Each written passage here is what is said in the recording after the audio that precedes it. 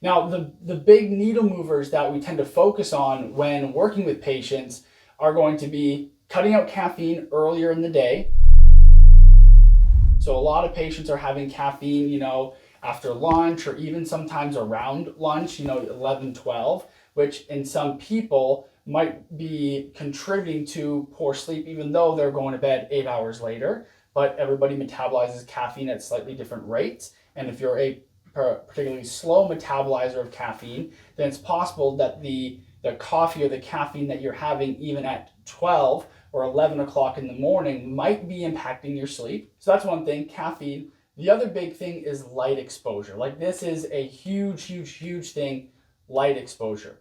So yes, there's this big trend right now towards blue light blocking glasses, blue light blocking filters, all that kind of stuff. And that is a huge component of it. The other big component of it is just light in general. So even with the blue light blocking glasses, we're still exposed to some light, obviously, because you're able to see when you have those on. And in some patients, that's enough of a trigger to negatively impact sleep.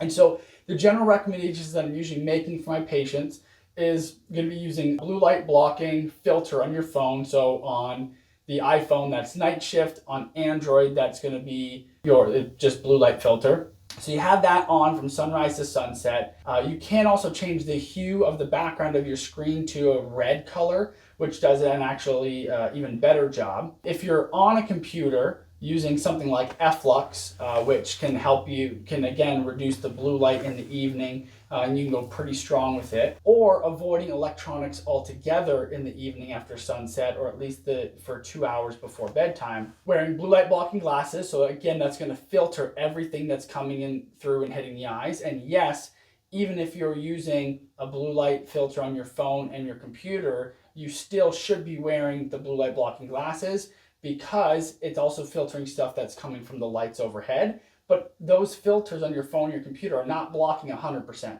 And so the blue light blocking glasses do help. And then the other thing is just turning off as many lights in the home as you can, and maybe even switching to, candlelight, or switching to the red amber light bulbs, which like the old light bulbs that, when you turn them on, it's got that kind of reddish hue to them.